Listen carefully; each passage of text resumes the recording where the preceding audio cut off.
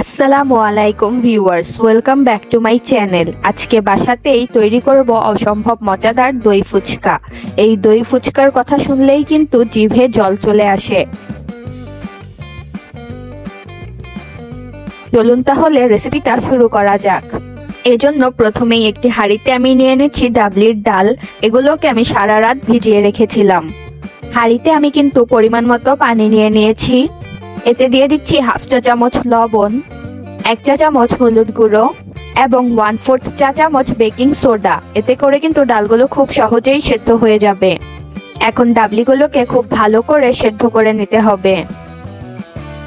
এখন আমি তেঁতুলের টকটি তৈরি করে নেব। এজন্য তেঁতুলকে পরিমাণ মতো পানি দিয়ে প্রায় 2 থেকে 2.5 ঘন্টা ভিজিয়ে রাখতে হবে। আপনাদের হাতে বেশি সময় না থাকলে কুসুম গরম পানি দিয়ে তেঁতুলটিকে প্রায় 10 থেকে 15 মিনিট ভিজিয়ে রাখবেন। এরপর তেঁতুলের মাড় বা কাঠটাকে আমি বের করে নেব। এখান থেকে তেঁতুলের আঁশ বা বিচিগুলোকে কিন্তু আমি হাত দিয়েই উঠিয়ে নিচ্ছি।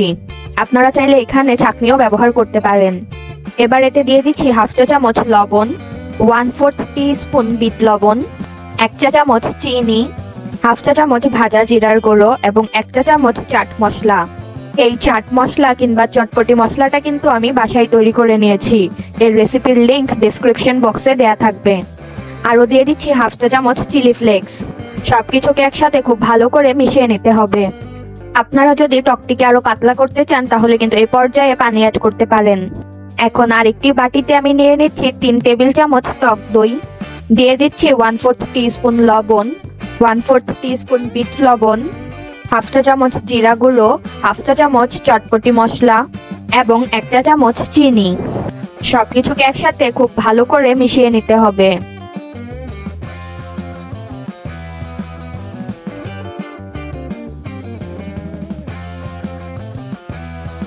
আমি আজকে ইনস্ট্যান্ট ফুচকা ব্যবহার করব, তাই এগুলোকে গরম তেলে ভেজে নিতে হবে।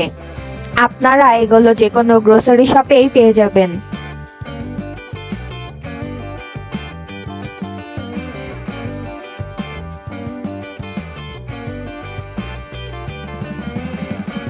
এখন একটি মিক্সিং বোলে আমি সেদ্ধ করে রাখা ডাবলিগুলো নিয়ে নিচ্ছি।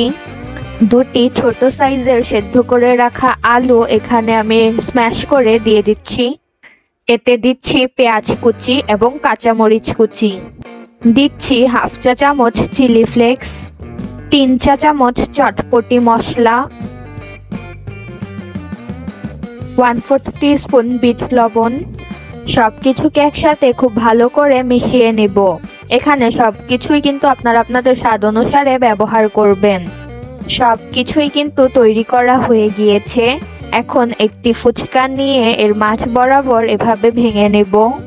এর ভেতর তৈরি করে রাখা ডাবলির পুরোটা দিয়ে দিতে হবে। একটু বেশি করেই দিবেন, এতে করে কিন্তু টেস্টটা খুব ভালো হয়।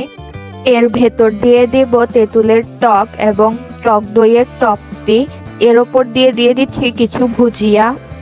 এভাবেই কিন্তু আমি সবগুলো ফুচকা তৈরি করে নিচ্ছি। দেখতেই পাচ্ছেন এই ফুচকাগুলো কি লোভনীয় হয়েছে।